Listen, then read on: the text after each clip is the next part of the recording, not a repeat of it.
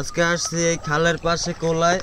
এই কোলা দিয়া অনেক সময় অনেক অনেক মাছ বাইরে এই খালে, কই মাছ, তারপর বাইলে মাছ, বিভিন্ন ধরনের মাছ পাওয়া যায়। পানি হালকা হালকা আছে, এই পানি নামতে আছে। এই যে এই জায়গায় আমি এই নেটটা দিয়া আটকাইয়া তারপরে লাড়াচাড়া বাড়ি বুড়ি দিমু।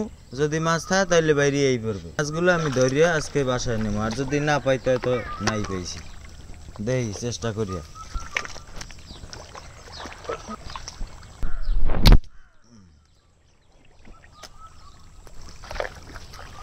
আমাগো গ্রামে এইটারে হোতা খাল বলা হয়, মানে একদম ছোট খাল, এই জন্য এটারে হোতা খাল বলা হয়।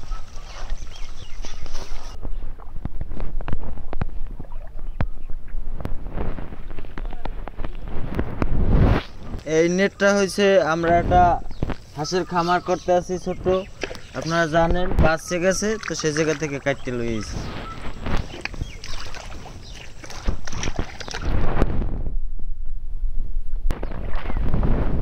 কয়েকদিন আগে এই হোতা খাল দিয়া 2 কেজি ওজন একটা হোল মাছ গেছে গা। আমার চাচা ধরছে, আমি ধরতারিনি, রাশিটা খারাপ। আশা তো আছি যে একটা বড় ধরনের মাছ টাছ পাইলে নিয়ে রান্ধতে পারে খামো, কিন্তু হয়তো দেই কি পাই। জাল আমার রেডি আছে, এখন আমি যাইয়া টাউরইটে রুই দেই, এদিক দিয়ে বাইরেই হোক মাছ টাছ থাকলে।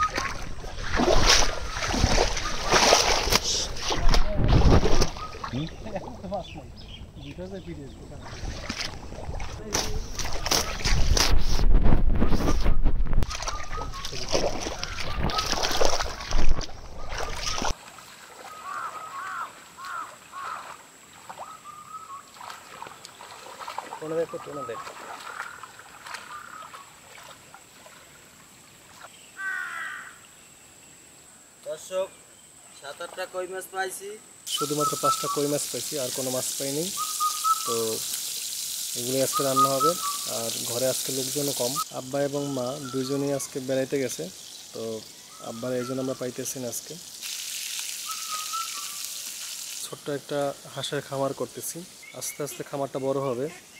কারো যদি হাঁসের খামারের অভিজ্ঞতা থেকে থাকে তাহলে আমাদেরকে একটু উপদেশ দেবেন, বা পরামর্শ, উপদেশ যেটাই বলেন। আমার ইচ্ছে 100 বা 200 হাঁসের বাচ্চা নিয়ে কাজ করার।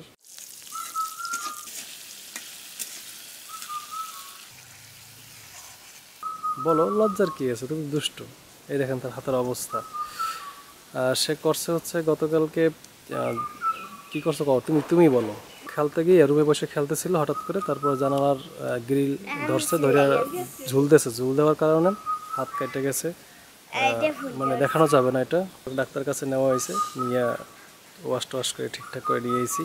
তো এভাবে যাদের ছোট বাচ্চা আছে খেয়াল রাখবেন ঘরে, কারণ এরকম দুষ্টামির ছলে কিন্তু অনেক বড় ধরনের বিপদ ঘটতে পারে। টাটকা কই মাছ ভুনা, সাথে মোটা চালের ভাত আর মজার খাবার।